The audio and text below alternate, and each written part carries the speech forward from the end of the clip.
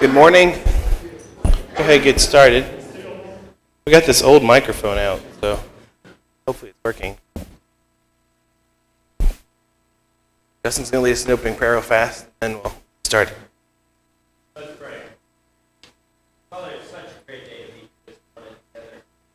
Father, we're gathered here to study your word a little bit and worship. Father, I pray that our minds, our hearts are in the right place. Enter into time of study, time of word, Father. I pray there's something help us take with us throughout the week. Something help us think about, Father. Father, I thank you so much for the way that words. This, Father, I pray that you bless this as we try to learn more about you. Father, I thank you for all that you brought on. Father, we thank you for your son.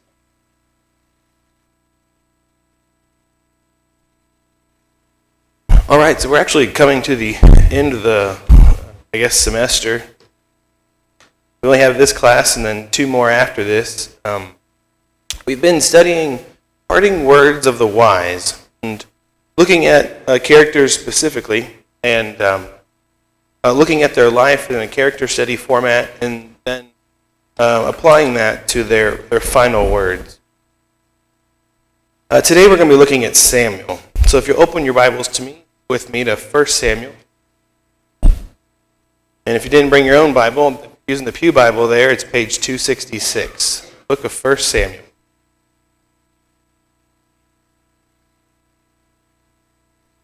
So here in chapter 1, 1 Samuel, I'm going to move through it pretty quickly. We meet the family of Elkanah, who has two wives, one of which he loves more, which always seems to be the case. Zach pointed out when there's more than one wife involved. His wife, Peninnah, granted him children. His favorite wife, Hannah, was not able to bear children, because it says there in chapter 1 that God had closed her womb. It says here every year they go up to Shiloh and make an offering to God. That's where they go, starting in verse 8. And I guess I'm just going to have to look down the entire time, so if I'm looking at you, yes. Let's look at chapter 1, verse 11 one more quick. And it said there, as they go up to Shiloh, this is Hannah speaking, she said, then she made a vow and said to the Lord of hosts, if you will indeed look at the affliction of your maidservants and remember me, and not forget your maidservants, but will give your maidservant a male child, then I will give him to the Lord all the days of his life, and no razor shall come upon his head. So while they're still, during her prayer even, Hannah runs into Eli, the priest and judge of the time. He finds her looking like a drunken and crazy person. She explains to him she's just praying fervently at the moment. And he tells her to go in peace and God will grant her prayer. Skip down with me to 27, chapter 1. So she's been told God will grant her prayer. And, verse 19. So in verse 19, the family goes home. Hannah becomes pregnant, and she raises the child till he is weaned, and they go back to Shiloh to sacrifice. And then verse 27, and for this child I prayed, and the Lord has granted me my petition, which I asked for. Therefore I have also lent to the Lord as long as he lives. He shall be lent to the Lord, so they worship the Lord there. So she prayed for a child and said, if you give me a male son, I will give him to you to serve you. And here at the end of the chapter, she does. Chapters 2 starts with Hannah's prayer. I don't mean to gloss over it, but I want to get to Samuel. And this prayer does show something very important, though, and that is the faith, the belief, and in the power of God. And this is Hannah's prayer. So this is Samuel's mother. We see her belief and her faith here. I think that's important to note. Here in verse 19 of chapter 2, the family goes home and they leave Samuel to minister before Eli the priest. So how old is Samuel when his service to God starts?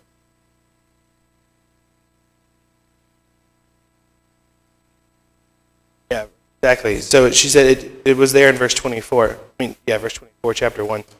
It says when he was weaned. So, very young, one would assume, and hope. And again, just like we brought out about Joseph, God chose exactly Samuel born, right? He chose when he started his life of service. And there in verse 12 and down through 17 of chapter 2, we see the sin of Eli's two sons. And some of the things they did as young men, it calls them there. These would have been guys that Samuel would have seen as an impressionable child. Eli had to have been a bit of a father figure to him now. And he would have heard of Eli's sons' dealings, in part, I imagine. But does he do like them? No. If we continue reading in verse 18, chapter 2 there. But Samuel ministered before the Lord, even as a child, wearing a linen ephod. And moreover, his mother used to make him a little robe and bring it to him year by year when she came up with her husband to offer the yearly sacrifice. And Eli would bless Elkanah and his wife and say, "The Lord give you descendants from this woman for the loan that was given to the Lord." Then they would go to their own home, and the Lord visited Hannah, so that she conceived and bore 3 sons and 2 daughters. Meanwhile, the child Samuel grew before the Lord.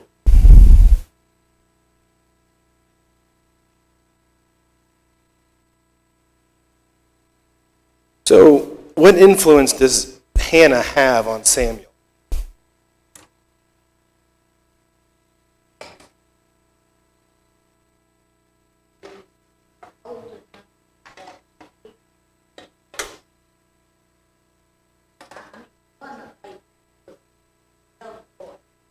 Right.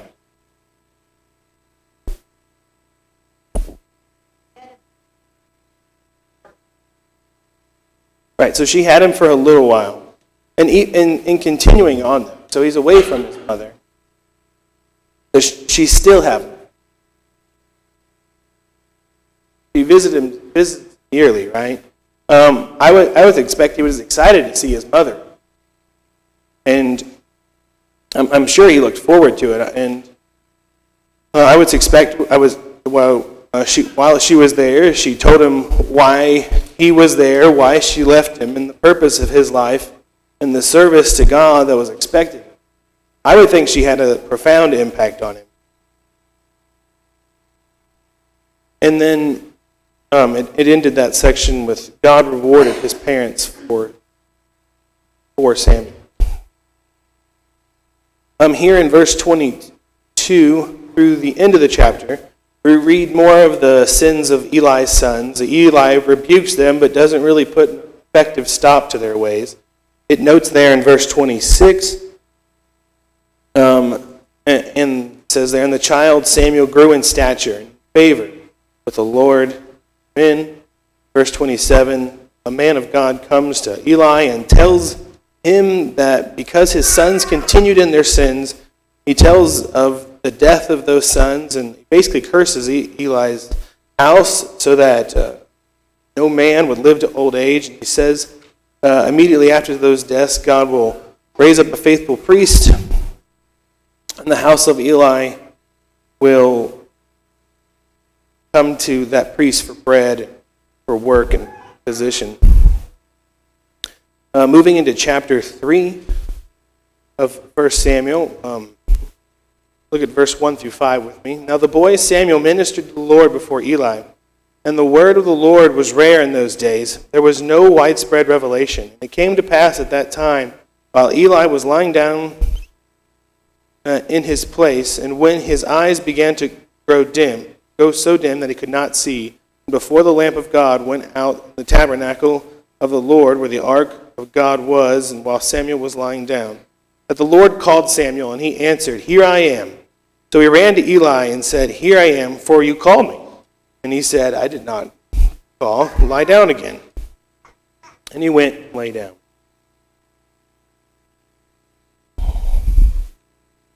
The Lord here calls Samuel 2 more times, and the third time he runs and wakes up Eli. Eli realizes it's God calling the boy.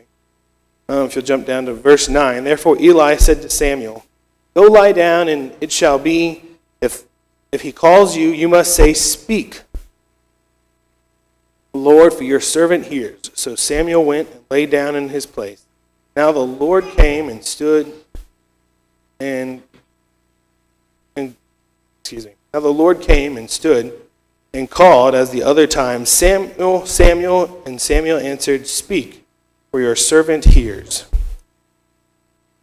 God here tells Samuel what he's going to do to the house of Eli, because Eli did not restrain his sons, it says there in verse 13. In the morning, Eli has Samuel tell him everything which he heard.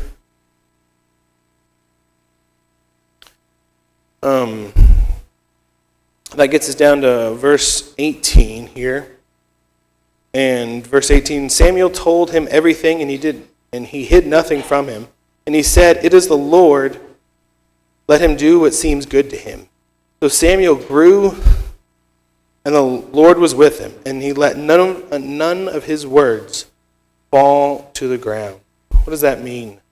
Let none of his words fall to the ground.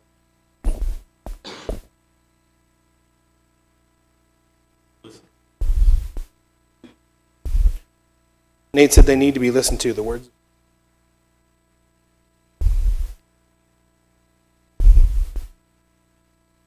What else do y'all think it means?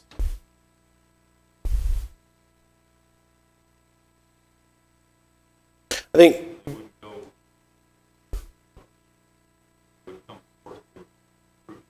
absolutely, yeah. So he was saying they proved to be true. So God was with Samuel, right, as a prophet.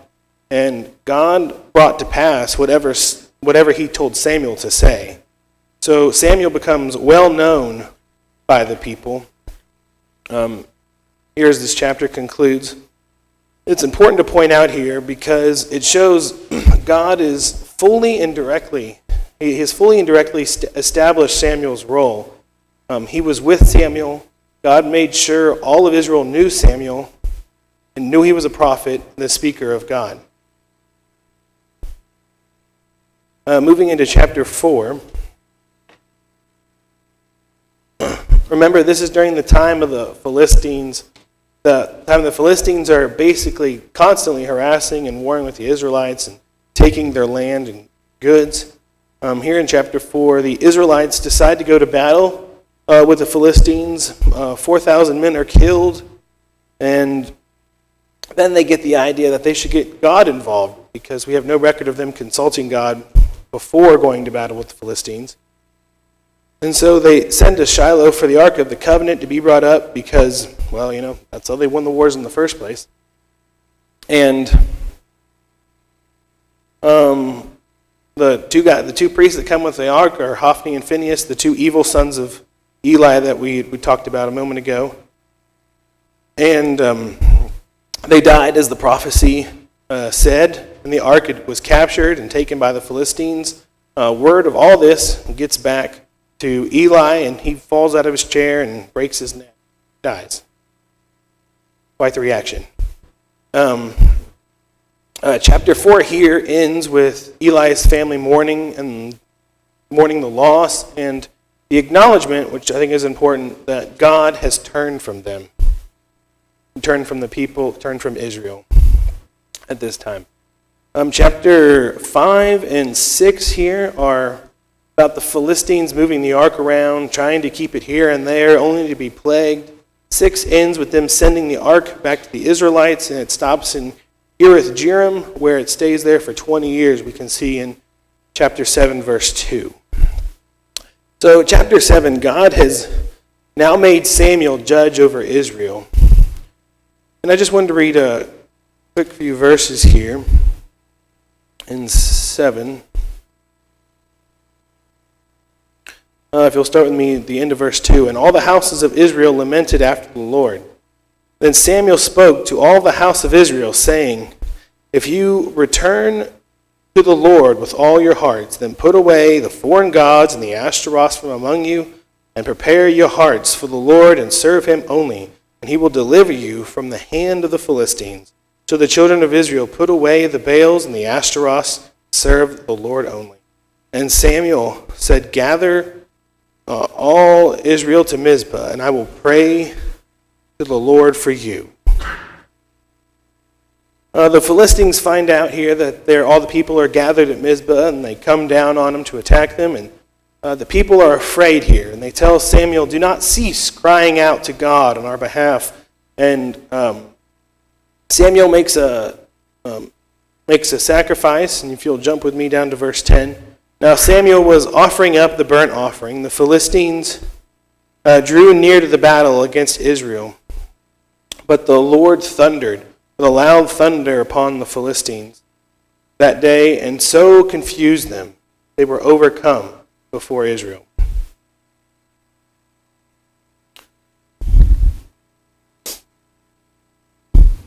So Israel drives back the Philistines, even taking back a lot of the land they'd lost in the process. And then there in verse 12. And then Samuel took a stone and set it up between Mizpah and Shen, and called its name Ebenezer, saying, thus far the Lord has helped us. So the Philistines were subdued, and they did not come any more into the territory of Israel. And the hand of the Lord was against the Philistines all the days of Samuel.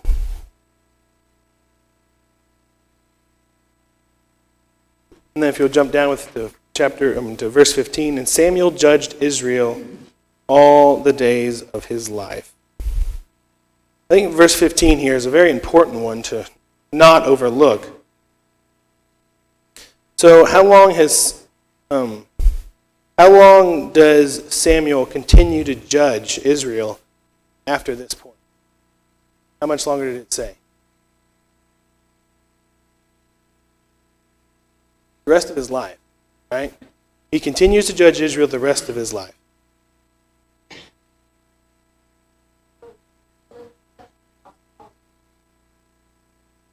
So, up to this point, Samuel has served God faithfully. God gave Samuel prophecies which came true, and that's why I run through these parts about Eli, and this is the conclusion of Samuel's first prophecy. At this point, is Samuel near death? Is Samuel about to die? He's not. No. And there's no imminent death. So chapter 8 starts with Samuel growing old, making his sons judges. They, it says there, did not walk in Samuel's ways. Okay? And now what happens? Someone help me sum up this part. I think this is the part where most of us remember about Samuel. And in response to his sons, what did the people do?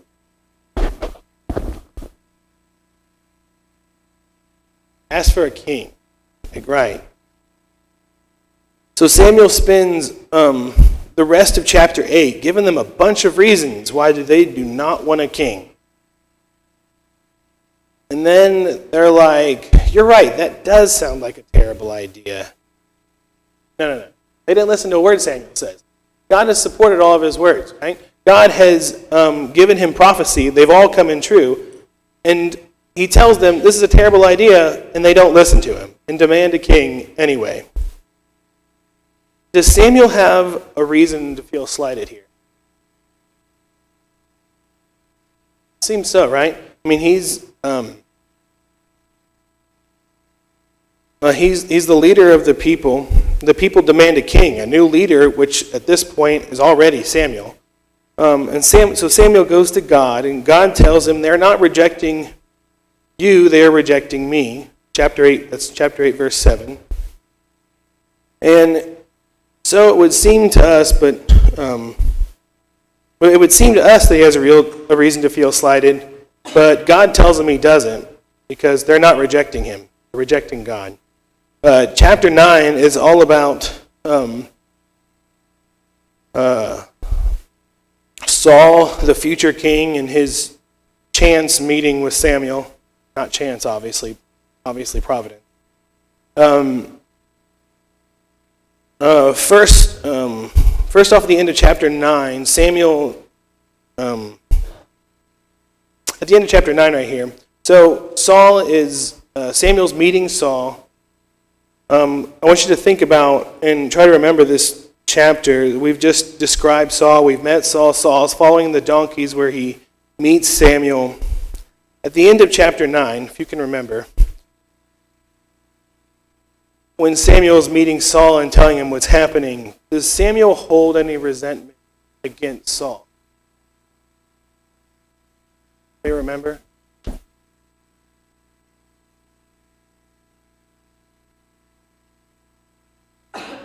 Does Samuel hold any resentment against Saul? Is Samuel mad at Saul? No, he's not. And actually, he gives him the place. He has it in dinner, and he invites a lot of 30 important men, and he gives Saul the place of honor at the table. And he even honors him with the food that he gives him.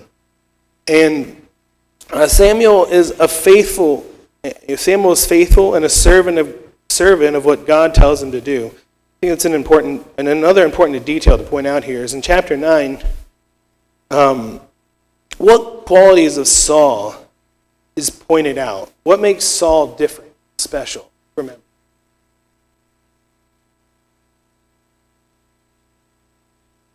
He was right, and there was one more. He was handsome. He was the most handsome one, and he was tall. Right? That's the qualifications given for the first king of Israel, Saul. And Saul and everyone else. So, these are the qualities. Are these the qualities expected of a king? A popular one maybe, right? He looks kingly. Is what I think this is kind of getting at. Looking in chapter 9, what does the text say about Saul's heart? Just pointed out that the only thing that we saw of, the only qualification we were given was that he was handsome and tall. What did it say about his heart?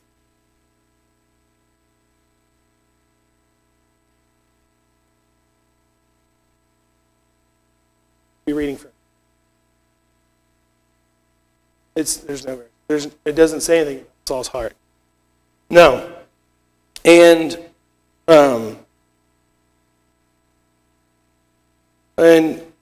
so it's only pointed out how handsome he is and how tall he is. Chapter 10, Samuel anoints Saul and he blesses him.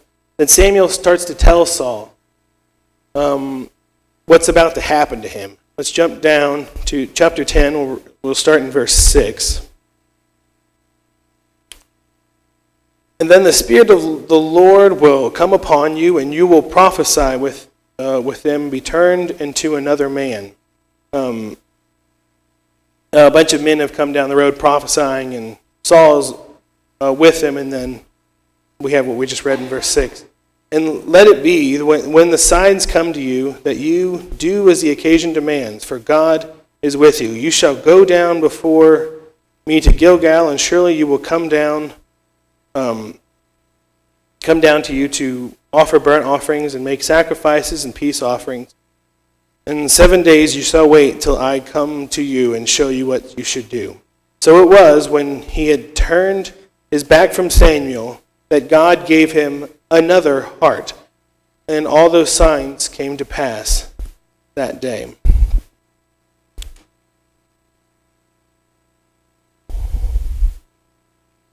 So starting out, finding out that he's becoming king, does Saul have a heart for God in the beginning? Before God changed. Right, I think so. And so originally, we had the qualities pointed out of him being tall and handsome. And then God changes his heart and gives him another one. So no, I don't think he did, but now I think he does.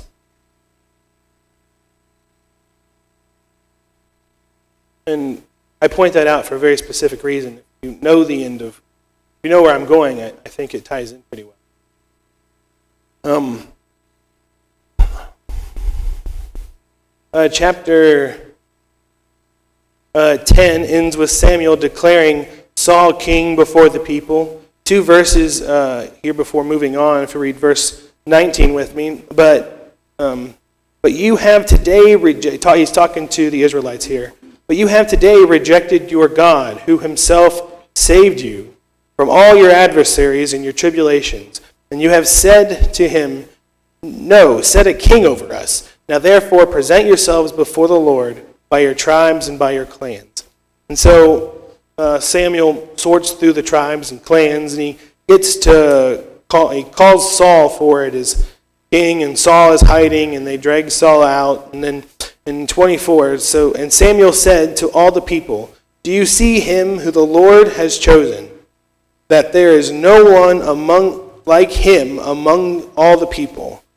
So all the people shouted and said, long live the king.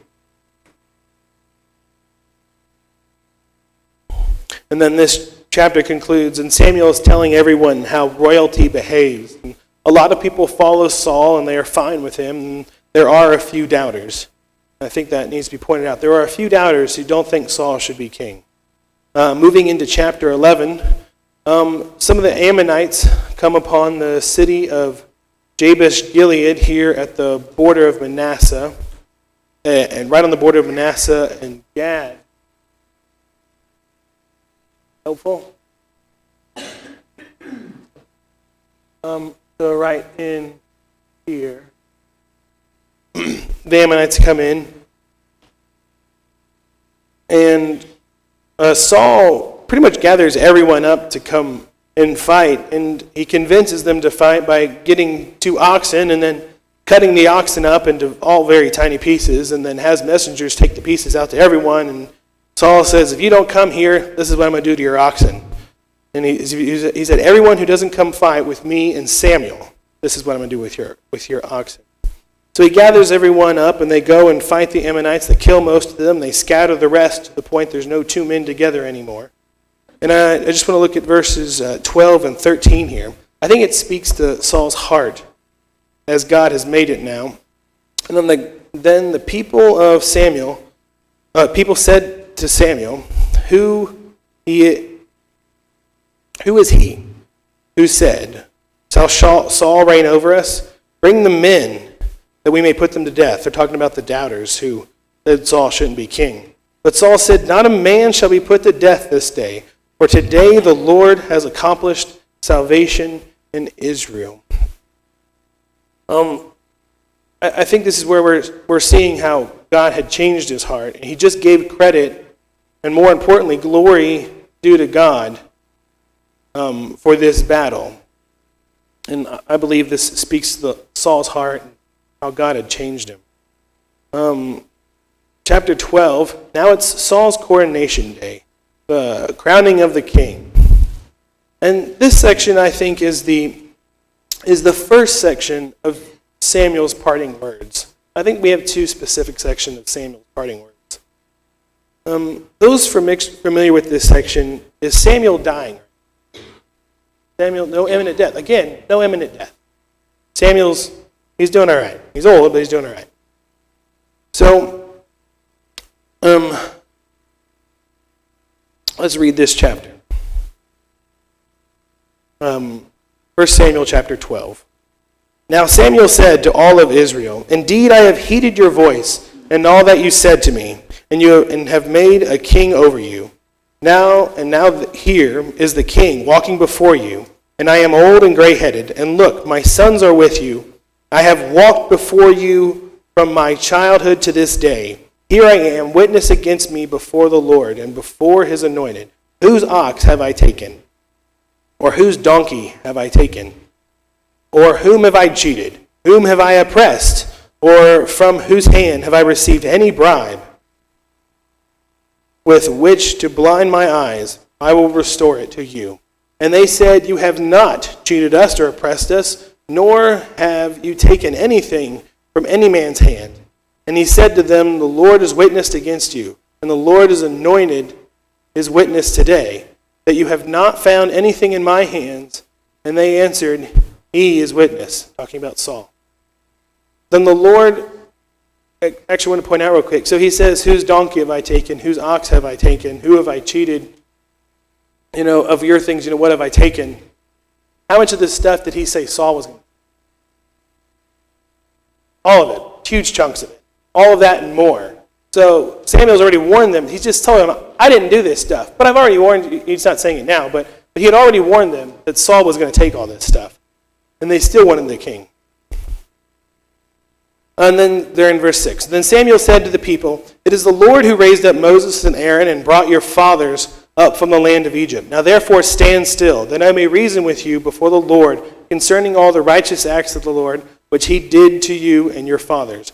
When Jacob had gone into Egypt and your fathers cried out to the Lord, then the Lord sent Moses and Aaron, who brought out your fathers out of Egypt and made them dwell in this place. And when they forgot the Lord their God, he sold them into the hand of Sisera, the commander of Hazor, into the hand of the Philistines, and into the hand of the king of Moab, and they fought against him. Until during the time of the judges. Then they cried out to the Lord and said, have you sinned because you have forsaken the Lord and served the Baals and the Asherahs?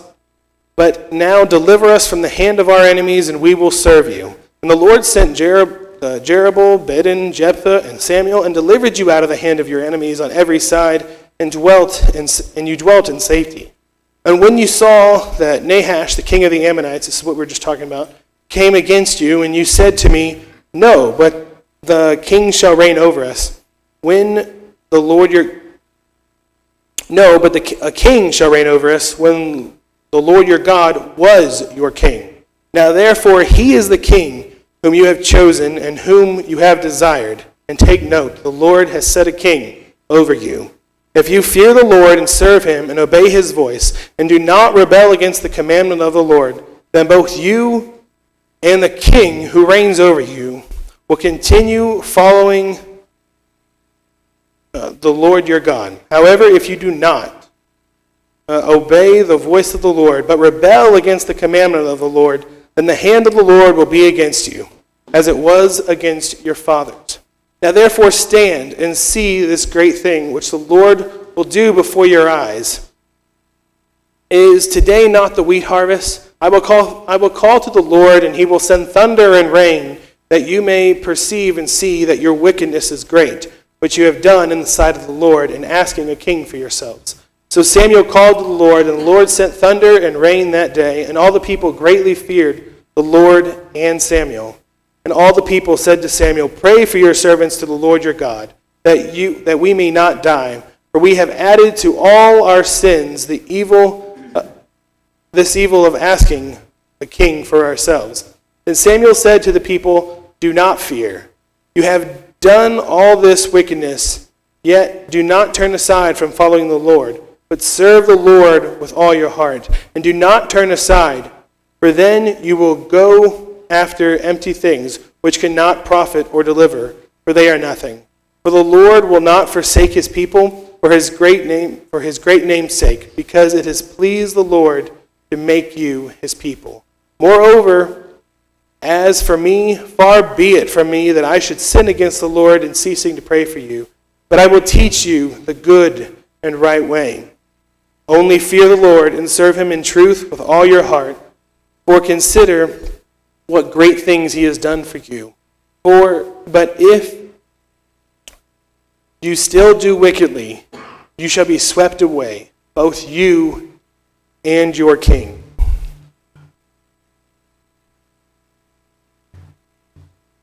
So first off, we'd already pointed out, Samuel's not dying right now. I mean, he just gives the people this rather intense speech. How are these parting words? Think about that for a second. How are these parting words from Samuel? If he's not dying, in what way is he leaving?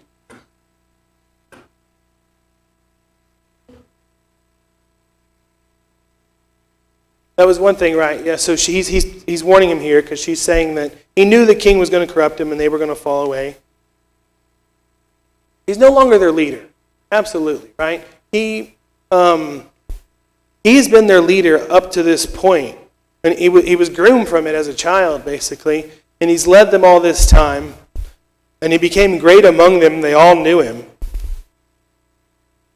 But they've demanded a king and to take over his role, basically. So, and these are his parting words in the sense that Saul is now taking the reins. And in chapter 11, verse 7, when Saul led the people into battle, remember I mentioned, he said, "Whoever does not go up with me and Samuel, he would hurt their oxen, he would cut up their oxen." And this next battle in 13, Saul fully leads the people in that battle. Samuel isn't there, which is kind of an important detail, actually, turns out. But secondly, do these words that Samuel has just given the people, do they sound familiar? We heard these kind of words before. Yeah, a lot like Joshua's final speech, absolutely. How many of these leaders that we've gone through so far give the same warning or a similar warning? That pretty much all of them have said something along these lines.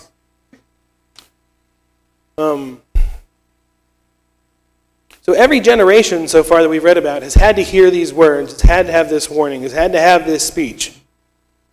It's just repeated throughout history. Samuel, as we pointed out earlier, he was still going to be a judge. Remember, I brought that part out. Mary Jane pointed it out too. He's still going to be a judge. It said back there that he judged Israel to the day that he died. So even as Saul is king, he must be judging the people under Saul. So, but before he gives up this leadership role to Saul, leadership of the people, I want to read 24 and 25. The last words he says before giving it up is, "Only fear the Lord and serve him in truth with all your heart. For consider all the great things he has done for you. But if you still do wickedly, you shall be swept away, both you and your king." He shows them, first he showed them how good they had it under him. He rebukes them for his sins. And the last thing he does is leaves them with this warning before he parts from the leadership role. So what is Samuel's role now? What's he left with? He's not the leader anymore. What's he left with? He's priest. Two more things. Prophet, same. God's advisor to the king, through this prophet role, I would say, and he's judged. So that's what he has left. I want to think about that for a moment. Does our role change in life? Do our roles change? And does our heart affect that? I think it absolutely does. But does our purpose change?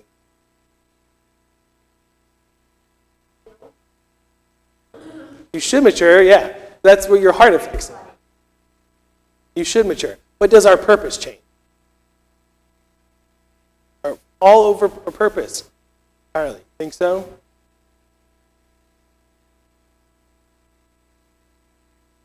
Right.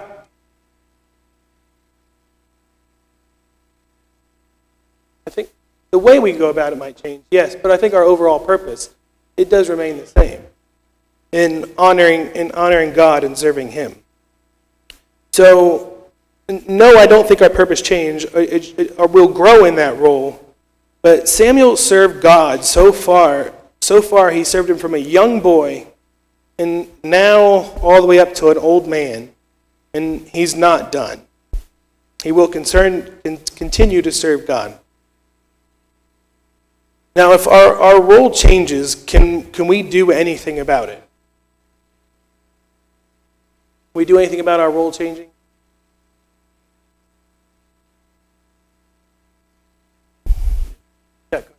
Sometimes, yeah. Yeah, sometimes. And be more faithful now.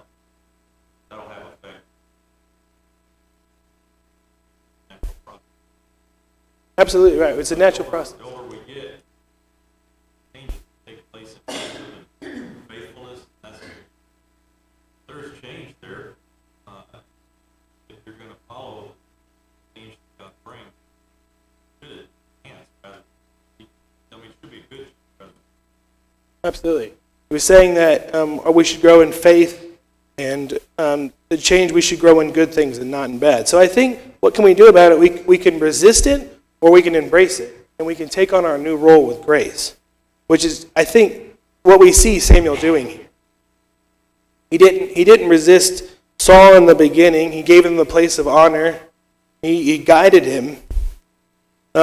He told the people what was going to happen, but even so, he only told him what God had instructed him to say.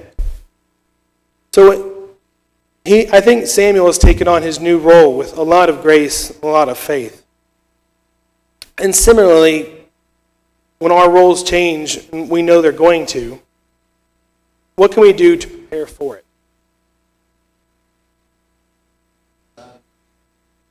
Fear God and keep His commandments.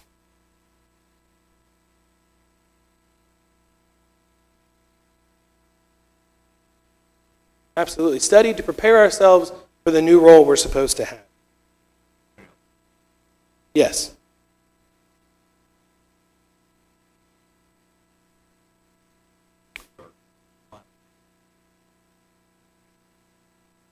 One of the things I noticed right off is what brings Yes. appreciation and thankfulness for how He's cared for every part of our life. Should enhance the coming part of our life even greater. Absolutely. He was saying that if we remember what the Lord has done for us, that should enhance what is to come. And he was also pointing, I believe, in serve Him with truth and with all your heart. These are the things we can prepare as our hearts. Also, I think we can help the one who will be taking our role grow into taking our place. Samuel did that with Saul. And in all that time, in preparing the ones to take our role and looking ahead, we can use our time wisely in preparing for that. Thank you for your comments and attention.